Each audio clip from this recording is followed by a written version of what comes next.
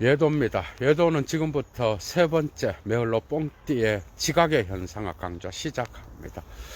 1945년도에 출간된 페노메놀로지 들라 페르셉시옹, 이 작품은 사실 이 작품의 서론격에 들어가는 거죠. 거기에 나오듯이 주체와 객체 철학의 분리를 후설의 현상학에서, 그죠, 지향성 개념에서 찾으면서 이러한 주객 철학의 분리를 극복하려고 하는 거죠. 거기에서 나온 작품이라고 해도 과언이 아니에요. 그러니까 경험론에서 말하는 지각의 개념, 그 다음에 관념론에서 말하는 지각의 개념, 이런 것들이 어떤 문제점을 갖고 있으며, 이러한 경험론과 관념론 사이에 인식론에서 왜 주객이 분리된 채로, 그죠, 사유되었는지, 이런 문제점. 그 다음 또 한 가지는 경험론에서 말하는 건 뭐예요? 바깥에 있는 사물의 자극이, 그죠, 감각적 소요를 통하여 지각을 만들어내는데, 이러한 경험론은 감각의 이러한 인상의 전체와 관계되고, 관념론은 이것이 오성이나 이성의 판단과 연결되는데, 어찌되었건 양쪽 다 이 지각이라는 이 개념, 독일어로 바르네몽이라든지, 그 다음에 불어로 페르셉시옹, 영어의 펄셉션이라는 이 개념이 양쪽 다에 있어서 바깥에 있는 사물의 자극과 감각적 소요는 1대1로 대응한다라는 그러한 순수 감각론에 근거하고 있어요.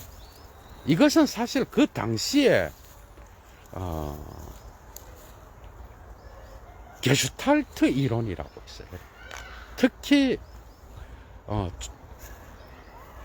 메를로 뽕띠의 행동의 구조는 골드슈타인의 게슈탈트 이론에 상당히 영향을 받고 있고, 그 다음에 게슈탈트 심리학이라든지 행동심리학, 이런 것들은 중요한 지각에 있어서의 중요한 개념의 변형을 갖고 와요.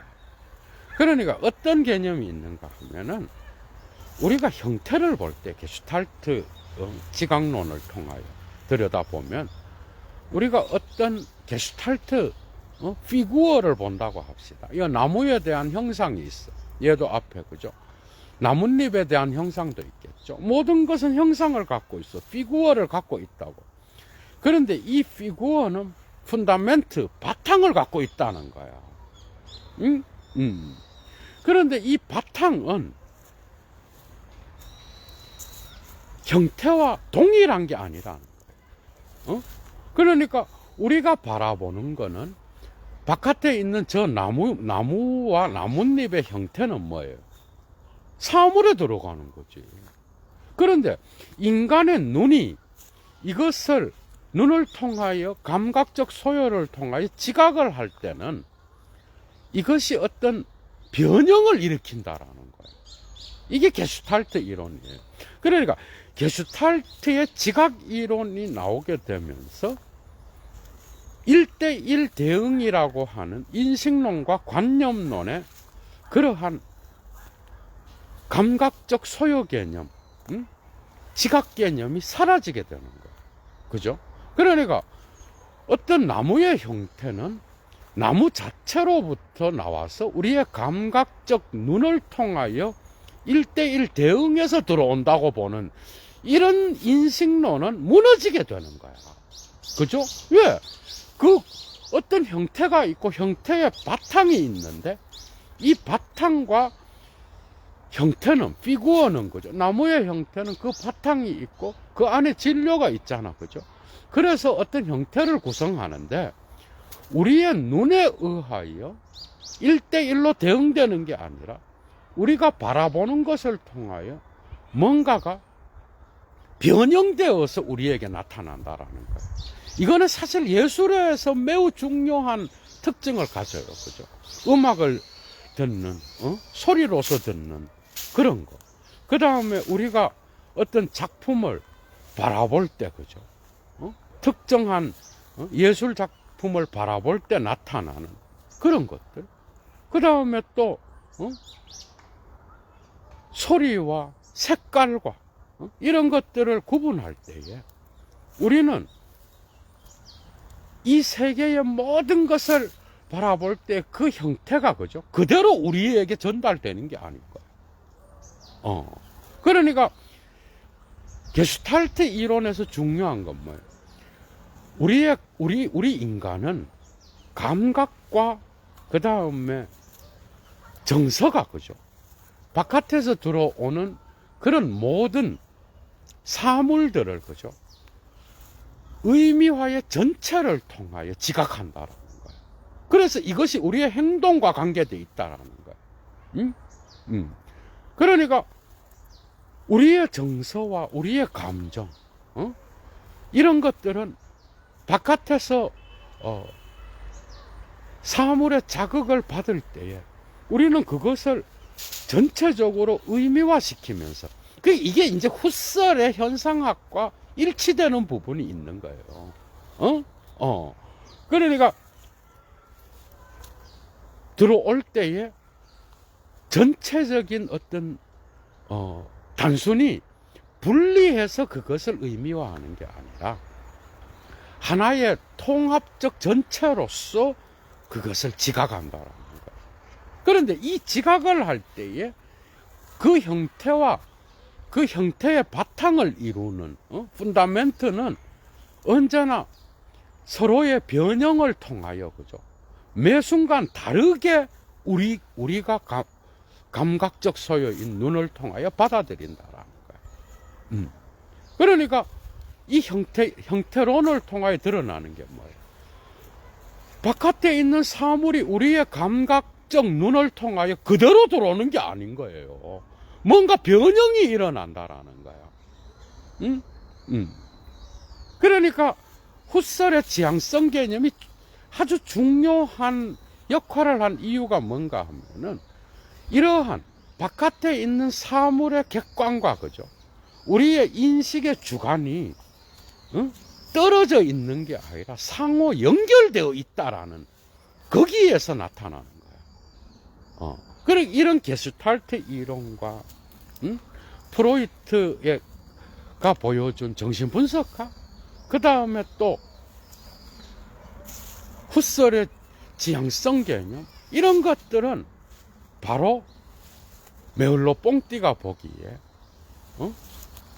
영국의 경험론적인 지각 개념을 형성하는 버클리와 휴, 그 다음에 또 이러한 바깥에서 들어온 감각적 소요를 이성이나 오성의 판단과 연결시키는 그러한 데카르트나 칸트의 관념론, 이런 지각 개념을 연결시키고 넘어설 수 있는 그러한 해결책을 바로 게슈탈트 이론과 그 다음에 후설의 지향성 개념에서 찾았다라는 거예요. 사실 이 신체를 갖고 이 두 개를 연결하려고 하는 지향적 신체, 지향적 의식의 개념을 갖고 연결하려고 할 때에 이 신체 개념을 사실 첨예하게 한 게 아니야. 메를로 뽕띠가 후설에게서도 나타나요. 후설의 이념에 보면은 지평지향성을 이야기하면서 신체의 운동을 이야기해. 이런 것에서도 상당히 중요한 통찰을 얻었겠죠. 그러나 이런 것들을 전체적으로 보아서 오늘날 포스트 모더니즘까지 왔는데, 그죠? 이런 것들을 통합적으로 볼 수 있는 정신분석학과 그 다음에 또 몸철학의 통합을 볼 수 있는 그런 존재론을 니체에게서 찾지 않았다라는 것은 상당히 아쉬운 겁니다, 여러분. 그죠? 그것은 들레즈 철학이나 락강 철학, 그 다음에 또 특히 들레즈 철학에서 많이 나타나.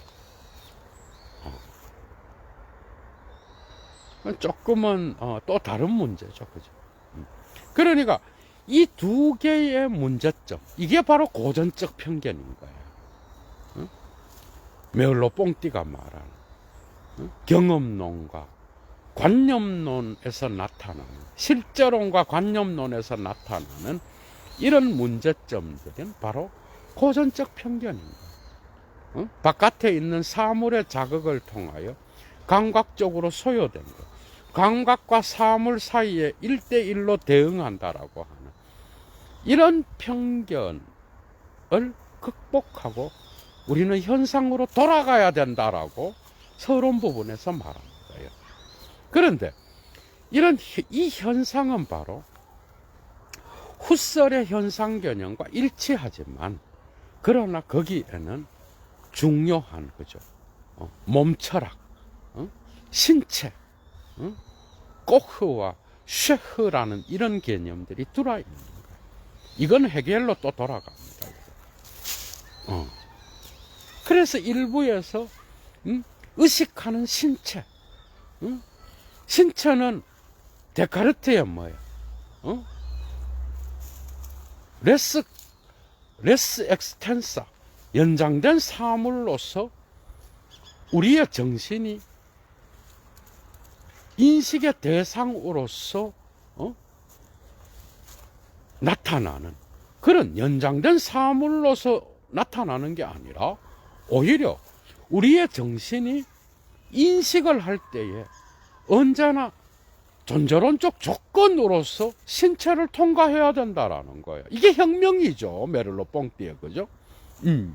그러니까 1부에서는 주로 신체를 다루고 2부에서는 지각된 세계를 다루고, 여기에서는 무슨 공간의 개념이라든지, 그 다음에 감각작용의 개념이라든지, 그 다음에 사물의 세계로서 자연세계라든지, 그 다음에 타인과 인간의 세계를 다뤄. 근데 여기에서 사르트르와의 대결이 있어요. 여기서도. 사르트르한테서, 타자는 뭐예요? 대타 존재에서 드러나잖아요.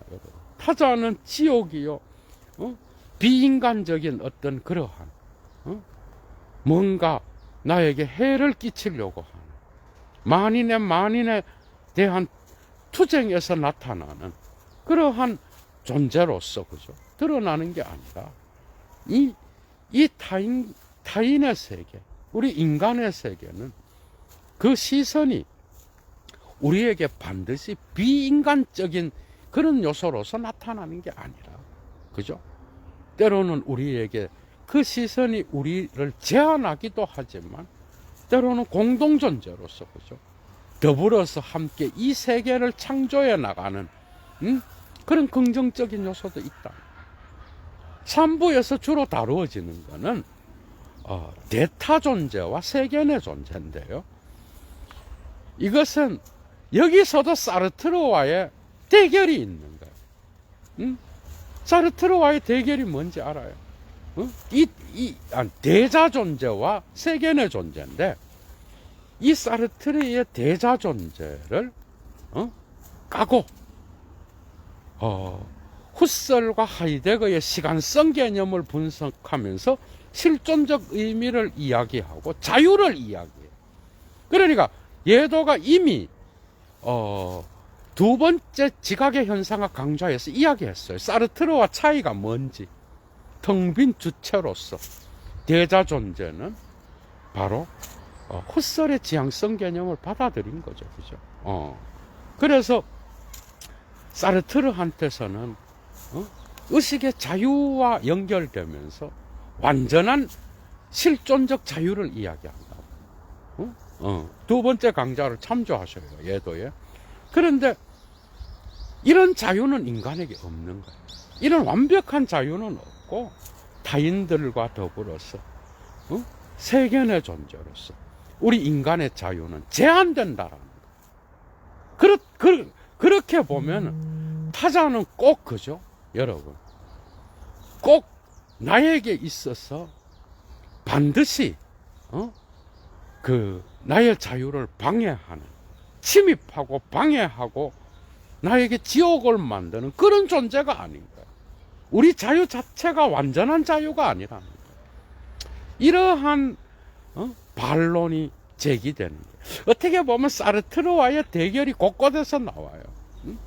2장과 3장에서. 그죠?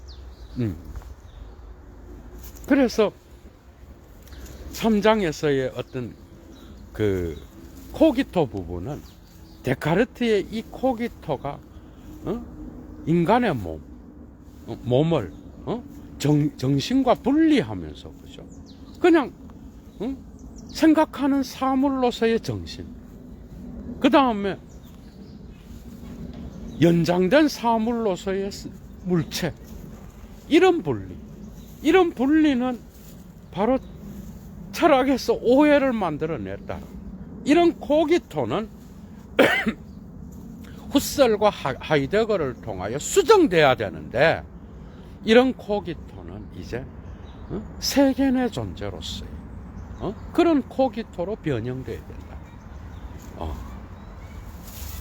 그래서 3장 두 번째가 시간성을 다루고요, 후셀과 하이데거의 세 번째가 자유의 문제를 다루는 거야. 여기에서 사르트르의 대자 존재의 자유 개념을 거부하는 거야, 여러분. 이런 방식으로 구성되어 있어. 그러니까 이 지각은 메를로 뽕테한테서 단지 인식론의 경험적 출발로서 나타나는 게 아닌가. 후셀에게도 그렇듯이 그러한 이 지각은, 페르셉시옹은 단지 감각적 소요를 통하여 받아들이는 그런 지각의 수준이 아닌가. 이것은 모든 자연과학과 일반 모든 과학이 이 지각을 통해서만 과학이 성립된다라는 그런 근본적인 존재론적 개념으로 나타나는 거예요. 그래서 이 지각을 수정하는 거예요. 이해가 되죠? 그래서 이 지각은 신체와 더불어서 나타나. 메울로 뽕띠한 데서. 여기에서는 헤겔의 존재론적 해석이 들어와 있어요. 여러분 봐봐. 어떻게 절대자로서의 신이, 그죠? 예수를 통하여 몸을 입을 수 있었는가? 이 존재론적 질. 이 헤겔의 철학이 중요한 거죠, 그죠? 어떻게 무한자가 유한자가 될 수 있는가? 어떻게 절대자가 이 역사 속에 몸을 입고 나올 수 있는가? 여기서 몸 철학의 출발점이 나타나는 거야. 그러니까 신이, 그죠? 무한자이면서 어떻게 유한자가 되고, 이 유한자의 특징은 몸으로 완성되는 거야. 예수가 몸을 입고 나왔기 때문에 이 역사의 인물이 될 수 있었잖아, 그죠? 이런 모순은 결국 인간 안에서 장점으로 보여져야 되는데, 신의 무능력이 뭔지 알아? 신은 인간의 몸을 통하여 완전해질 수 있다라는 게 신의 무능력인 거야. 인간의 몸을 입어야만이 완전해지는 거야. 이런 모순에서 무엇을 보는가 하면은, 그래서 바깥에 있는 사물의 객관, 바깥에 있는 이 세계의 모든 존재자들의 객관을 초월로 이야기할 수 있지만, 이 초월은 신적 초월을 통하여 나타나서는 안 된다라는 거예요. 이해가 되죠? 이 초월은 내재하는데, 그 내재는 오로지 예수의 몸을 통해서만 내재할 수 있는 거야. 그렇다 그러면 이 몸이라고 하는, 꼬흐와 쉐흐라고 하는 이 몸은, 그죠? 오히려 인간의 가장 완전함을 표현하는 그러한 것이 아닐까? 여기서부터 출발하는 거야. 이런 신학적 질문이 메흘로 뽕띠의 몸철학 안에 들어있는 거야, 여러분. 그러니까 우리는 완전한 몸을 통하여 인간의 완전함을 나타내는 거야.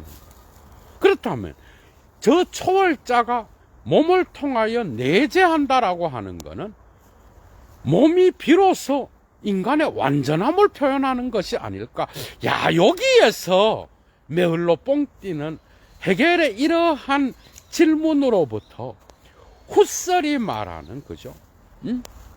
어떻게 바깥에 있는 사물이 적자적으로 인간의 의식 안에 현존할 수 있는가와 대칭시켰다.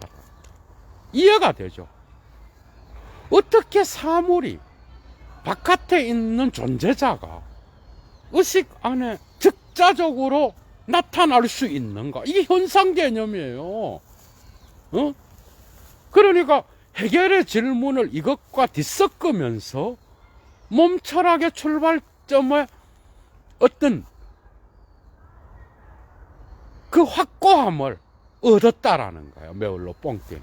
이해가 되죠? 아, 정말 멋진 거야.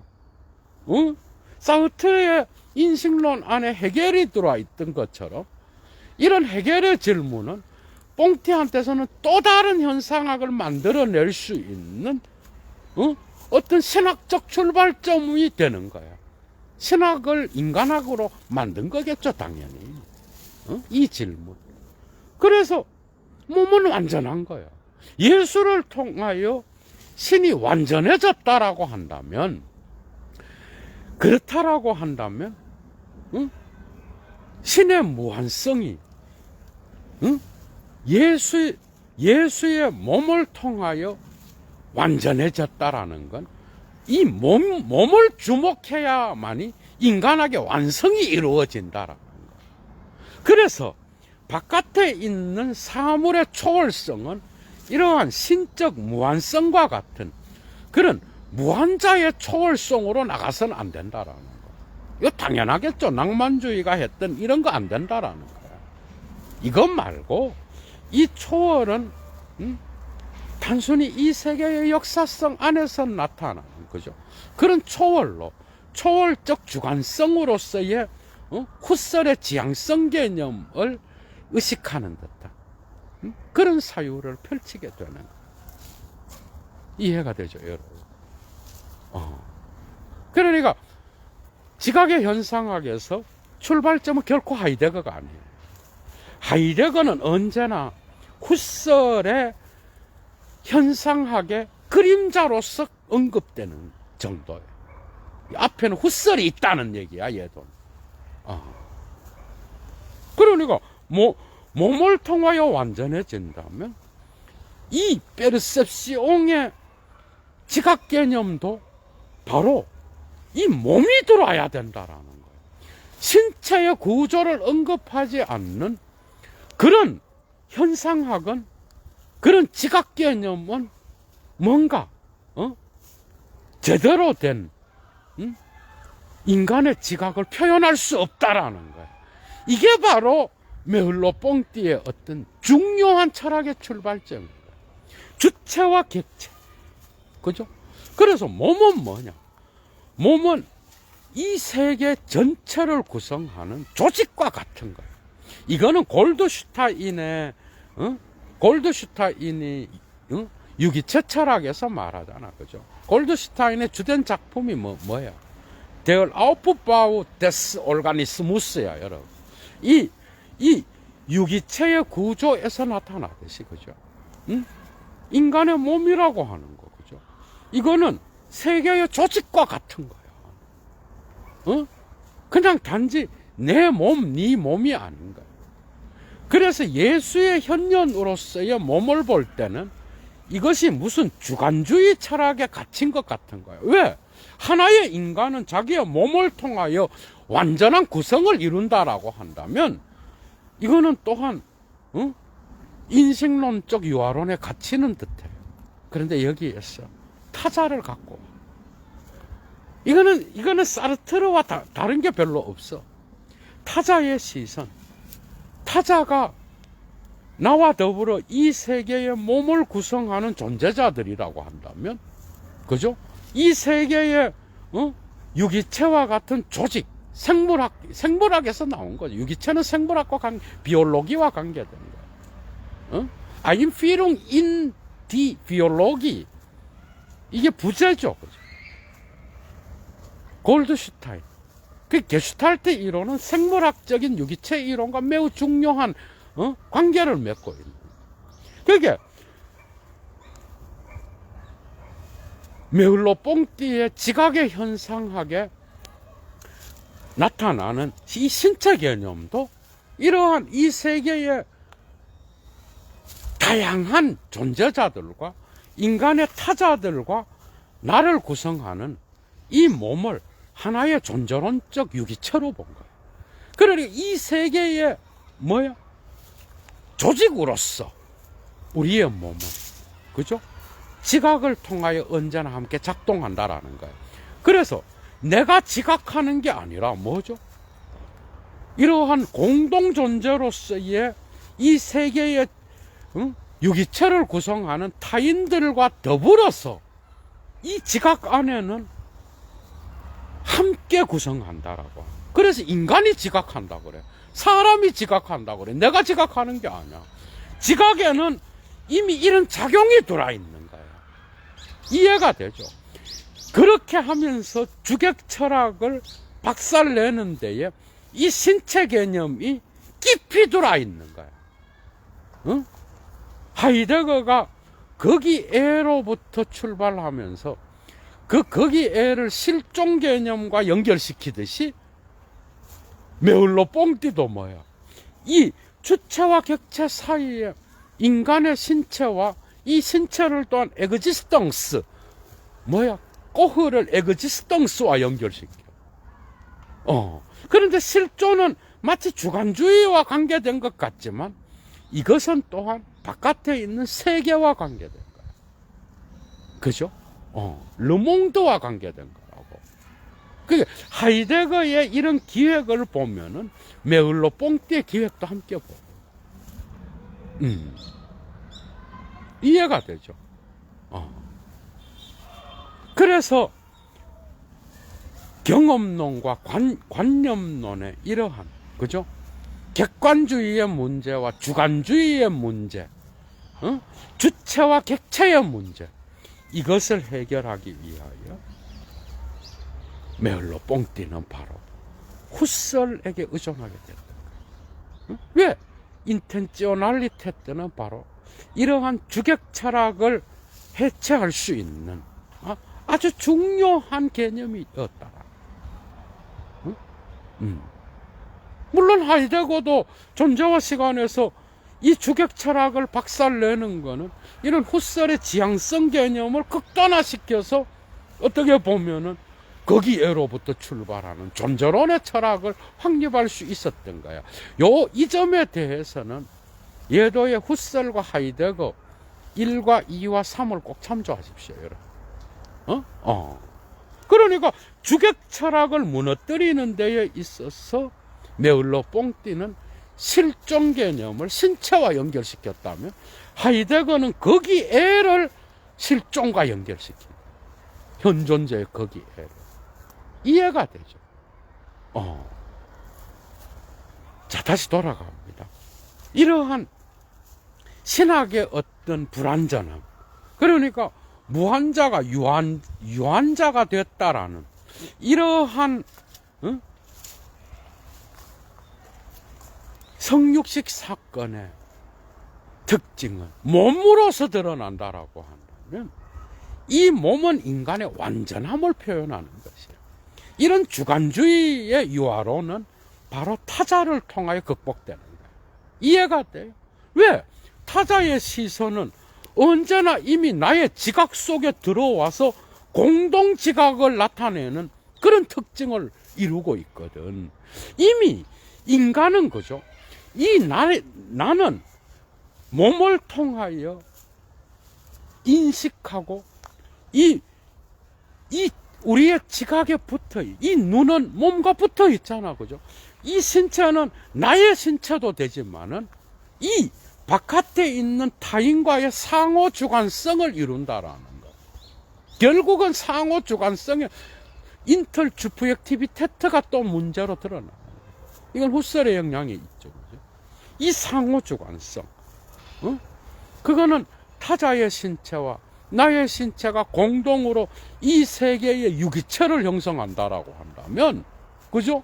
그렇다라고 한다면 나의 지각은 나의 개인의 지각만 되는 게 아닌 거예요. 언제나 이 지각은 상호 주관적으로 함께 연결되어 있는 거예요. 이해가 돼요? 이런 것들이 바로 세계의 존재인 거예요. 그래서 사르트르의 완전한 자유는 불가능한 거예요. 언제나 이미 우리의 몸은 타인의 몸과, 그죠? 나의 몸은 타인의 몸과 연결되어 있고, 그 연결됨 안에서 공동 내 존재로서, 세계 내 존재로서 함께 이 세계의 사물과 타인의 몸과 나의 몸은 함께 연결되어 있다라고 한다면 나의 지각은 개인의 유아론이 될 수 없는 거예요. 그죠? 이미 바깥에 있는 이 세계는 존재론적으로, 그죠? 우리의 몸을 공동으로 지속시키고 있는 거예요. 나의 몸과 너의 몸과 다른 타인의 몸. 이러한 몸의 존재론이 메흘로 뽕띠의 지각의 현상하게 나타나는 거예요. 그러니까 데카르트가 두 개의 실체, 세 개의 실체입니다, 원래는. 데카르트가 하나는 창조주의 실체로서의 정신. 이거는 신의 실체죠, 그죠? 그런데 인간과 이 세계의 어떤 실체는 두 개인 거예요. 그건 바로 레스 엑스텐사와 레스 코기탄스인 거예요. 그게 생각하는 사물로서의 정신과 연장된 사물로서의 그러한 물질, 이 두 개가 실체인 거예요. 그러니까 몸은 뭐야? 몸은 언제나 데카르트로부터 그 이후의 철학에 이르기까지 모더니즘에서 몸은 언제나 정신의 사유의 대상으로만 몸은 활동을 했는데, 알고 보니까 이 신체는 다른 게 아니라 우리가 사유하고 정신이 생각할 때 언제나 조건으로서 나타나는 거예요. 존재론적 기반이 돼버리는 거예요, 이 몸이. 몸이 인식의 대상이 아니라 몸이 존재론적 기반이 돼서 나의 사유를 결정하는 결정권자가 되어버린 거야. 이게 바로 메흘로 뽕띠의 철학의, 그죠? 핵심적인 어떤 반전이었다라는 거예요. 메흘로 뽕띠의 기여죠, 그죠? 철학에서요. 중요한 겁니다, 여러분. 그래서 의식을 할 때에 언제나 몸의 조건이 함께 작동한다라는 거예요. 이 지향성 개념 안에는 몸이 어떤 2차적인 문제가 아니라 이미 지향성을 함께 구성하는 존재론적 구조 안에 들어와 있다라는 거예요. 그죠? 그러니까 지각의 대상인 사물과 지각하는 인간의 주체는 분리된 게 아니야. 언제나 이미 사물을 인식하고 지각할 때는 이 두 개가 공동으로 함께 이 세계의 몸을 통하여, 그죠? 함께 작동하고 있다라는 거야. 이건 하이데거 철학에서 중요한 존재론적 구조와도 비견될 수 있는 겁니다, 여러분. 그죠? 그렇기 때문에 우리는 공동 존재로서 이 세계를 함께 구성하는 공동의 몸의 존재로서 그러한 구성 요소라는 세계를 구성하는 여기에서 주체와 객체 철학은 무너져 버려요. 이런 방식으로 메흘로봉띠는 사유했다라는 거예요. 응? 응. 그러니까 그 이전의 철학에서 중요했던 이 지각은 그죠.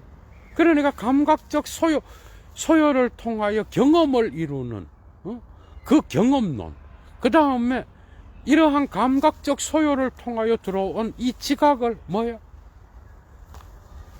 오성과 이성의 판단과 연결시키는 관념론. 이거 막 칸트지 뭐. 이런 것들은 사실은 지각을 제대로 분석한 게 아니라, 지각이 철학에서 중요하지만은 이 지각은 우리의 몸과 더불어서 우리가 보는 눈을, 그죠? 끊임없이 변형시키고, 그죠? 그 다음에 우리가 보는 눈에 조건을 형성한다. 그래서 후설에게 중요한 겁니다. 저는 니체의 관점주의에 대한 설명이 왜 들어있지 않는지 상당히 아쉬워요. 이런 부분들은. 이미 니체가 이야기했는데. 둘레즈가 니체를 발견하고 자기의 철학을 이야기하지 않았다라면 메흘로봉띠의 철학은 훨씬 더 많은 영향력을 미쳤을 것 같아요. 예도가 볼 때. 그죠? 이런 몸이라고 합니다.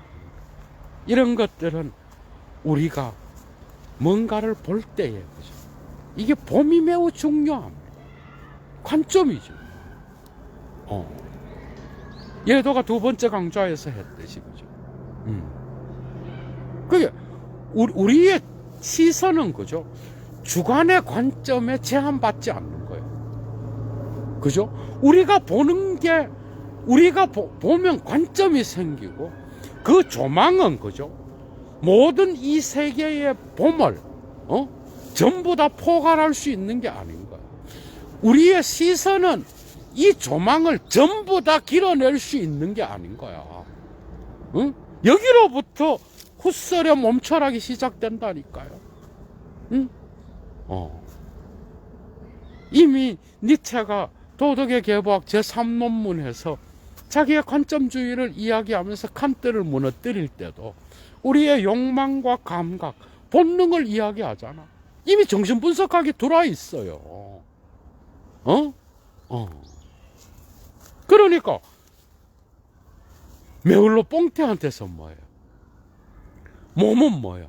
몸은 그냥 데카르트가 분리시켜 놓았던 연장된 사물이 아니라는 거야.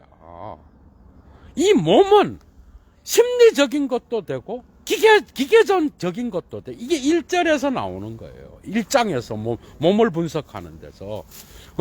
그 다음에 또 뭐야? 목적론적인 것도 되고 기계론적인 것도 되고 자연적인 것도 되고 심리적인 것도 되는 거야. 그러니까 몸은 데카르트가 나누었던 정신과 연장으로서 그냥 딱 구분돼 갖고 그냥 사물이라고 말해서는 절대 안 되는 거야. 이미 정신과 연장과 정신에 함께 작동한다라는 거야. 목적론과 기계론에도 어디에나 작동하고 있다라는 거야. 이게 몸의 존재론이에요. 모든 철학을 포섭할 수, 그러니까 몸은 정신적인 것도 된다라는 거야. 니체가 미리 이야기했던 거예요. 정신분석학에서도 이야기됐던 거고. 이런 것들은 줄리아 크리스테바의 철학에도 깊이 들어와 있어요, 여러분.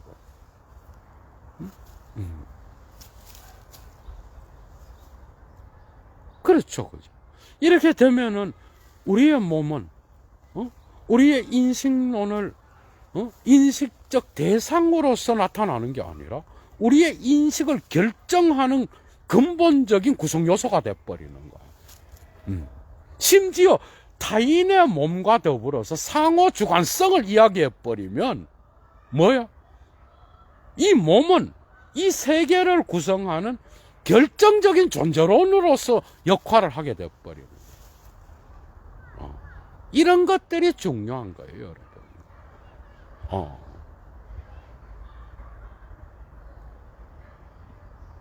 그러니까 몸은 단지 우리의 죽음을 이야기하는, 몸이 죽어버린다.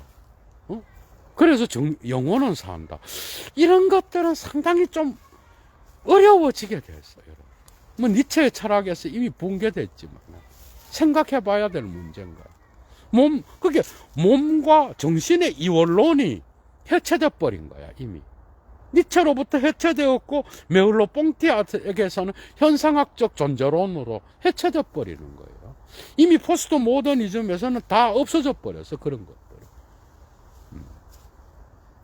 이 생리적 조건, 몸의 생리적 조건이 이미 우리의 인식을 결정하고 있어요. 이건 니체가 자기의 모든 철학에서 이야기하고 있는 거예요. 우리의 욕망과 본능, 삶의 의지, 이게 이제 정신분석학으로 가잖아. 그래서 메울로 뽕띠도 정신분석학을 소중히 여겼던 거야.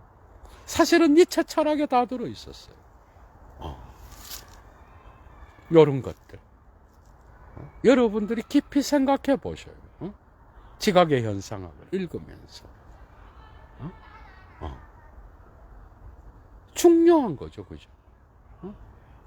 이미 심리적인 것과 자연적인 것. 이 말은 뭐야? 생각하는 사물과 연장된 사물을 전부 다 이것도 되고 저것도 되는 그런 것들을 함께 구성하는 거라는 거. 그게 몸은 그냥 사물적인 것, 이래 사유해서는 안 된다라는 거예요. 니체와 정신분석 이후에는 당연히 메를로 뽕띠는 이걸 이야기하고 있지. 그게 아니라 특전 목적론은 뭐예요? 목적론은 뭐예요? 이미 아리스토텔레스로부터 시작하여서 목적론은 정신의 철학이 목적론을 지향한다고 그랬잖아. 기계론은 뭐예요? 스피노자 철학에서 나오듯이 기계론은 몸과 관련되어 있어서. 그러나 사실 육체라고 하는, 몸이라고 하는 거는 이 두 개 다를 공동으로 함께 결정하는 요소라는 거야. 중요한 철학이에요, 이 점에서는. 오늘날의 포스트 모던 담론, 오늘날의 지적의 철학도 이런 메를로 뽕띠의 사유와 함께 가는 거예요. 그죠? 그 몸의 조건이 우리의 인식을 결정한다라는 거는 니체 철학의 주제예요, 여러분. 이미 정신분석에서도 중요한 거고. 이런 것들이 후설의 현상학을 통하여 다시 나타나면서 메을로 뽕띠의 철학을 구성하고 있다라는 거예요, 여러분. 여러분 꼭 기억하셔요, 여러분. 재미있죠, 그죠? 그래서 여러분들이 꼭 요런 사유를 바탕으로 해서 메을로 뽕띠가 모더니즘의 경험주의와 주지주의라 그러죠. 이것과 그 다음에 경험주의, 실제론, 경험론, 그 다음에 주지주의, 관념론, 이 두 개의 양극단을 넘어서려고 했다라는 거. 이런 자기의 신체의 근거를 둔 자기만의 지각의 현상학을 통하여 이것을 극복하려고 했다. 그러면서 오늘날의 포스트 모던의 담론에서 그죠, 중요한 몸철학의 선구자로서 나타날 수 있었다. 그 이전에 니체와 정신분석학이 있었지만 또 다른 관점에서 자신만의 현상학을 그죠, 추구하고 있다라는 거. 여러분들 반드시 기억하십시오. 이런 예도의 지금까지의 지각의 현상학의 세 개의 강좌들을 들으시고 반드시 1차 자료를 꼭 읽어보시면 여러분들한테 아주 중요한 거죠. 이런 철학 소들을 갖고 읽어보시면 여러분들한테 아주 도움이 될 거라고. 그 철학이. 여러분 좋은 주말 보내십시오. 정말 긴 연휴였죠. 어디에서나 건강하시고요. 예도는 물러갑니다, 여러분. 시국이 시국이니만큼 어디서나, 외국에 계신 분들, 특히, 그죠? 그리고 국내에 계신 분들, 어디서나 꼭 건강 유의하시기 바랍니다. 그리고 예도 TV를 통하여, 그죠? 도움을 받으신 분들, 애청자분들, 클래스의 차이를 아시는 분들, 그죠? 사막의 철학자, 진리를 퍼올리는 사막에서 예도 TV로 꼭 여건이 되시는 분들은 자발적 수업료 보내주시면 감사하겠습니다. 예도 물러갑니다. 주스!